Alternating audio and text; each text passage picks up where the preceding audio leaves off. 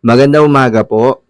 Narito na po ang magiging lagay ng panahon ngayong araw ng Martes, October 22, 2024. At bagyong Christine, asahang lalakas pa.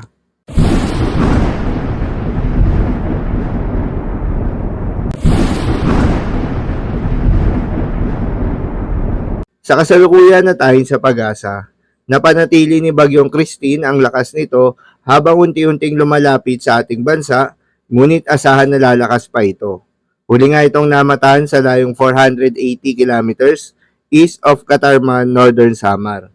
Taglay ang lakas ng hangin na umaabot sa 55 kilometers per hour malapit sa gitna at pagbugso na umaabot sa 70 kilometers per hour. Kumikilos pa westward sa bilis na 25 kilometers per hour. Dahil sa unti-unting paglapit nitong si Bagyong Christine, mga lugar na isinailalim sa Tropical Cyclone Wind Signal number 1 na dagdagan pa. Kabilang na nga dyan ang silangang bahagi ng Isabela, timog silangang bahagi ng Quirino, timog bahagi ng Nueva Vizcaya, Aurora, hilaga at silangang bahagi ng Quezon, kabilang ang Polillo Islands, Marinduque, Camarines Norte, Camarines Sur, Catanduanes, Albay, Sorsogon, Masbate, kabilang ang Ticao at Burias Islands. Eastern Samar, Northern Samar, Biliran, Leyte, Southern Leyte, Dinagat Islands, at Surigao del Norte, kabilang ang Siargao at Bukas Grande Group. Minimal to minor impact mula sa malakas na hangin ang posibleng maranasan sa mga lugar na nakasailalim sa Tropical Cyclone Wind Signal number 1. At Tropical Cyclone Wind Signal number 4 ang posibleng itaas sa mga lugar na dadaanan ng sentro ng bagyo sa mga susunod na araw.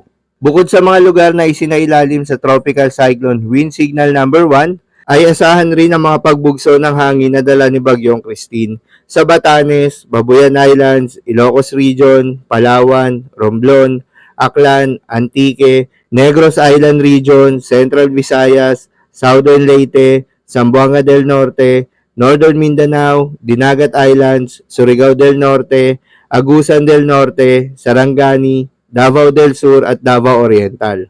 Asahan rin ang heavy to intense rains ngayong araw sa Catanduanes, Camarines Norte, Camarines Sur at Northern Samar. Moderate to heavy rains naman sa Romblon, Marinduque, Quezon, nalalabing bahagi ng Bicol Region at nalalabing bahagi ng Eastern Visayas. Para naman sa magiging track nitong si Bagyong Christine, inaasahang gagalaw sa direksyon na northwestward si Bagyong Christine hanggang Miyerkules ng gabi bago ito mag-west, northwestward hanggang westward sa mga susunod na araw. Posible itong maglandfall sa Northern Luzon area ngayong Huwebes ng umaga. Posible din na magbago pa ang forecast track nito.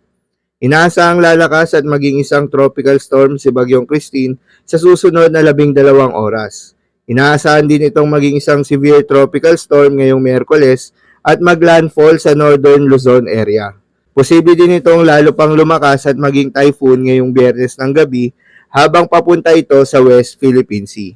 Dahil sa favorable environmental condition ng bagyo at nasa Philippine Sea pa ito, hindi inaalis ang posibilidad na ang Bagyong Christine ay mag-rapid intensification o mabilis na paglakas nito sa madaling panahon sa mga susunod na araw.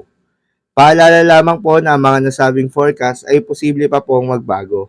Kaya naman patuloy lamang magantabay sa mga update nating ilalabas at ng pag-asa.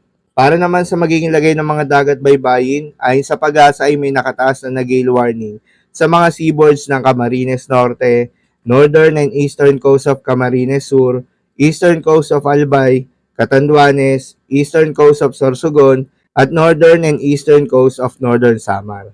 Payo ng pag-asa ay huwag munang pumalaot yung mga kababayan nating mangingisda at yung may mga maliliit na sasakyang pandagat sa mga nasabing seaboards dahil inaasahan yung maalon hanggang sa napakaalon na karagatan.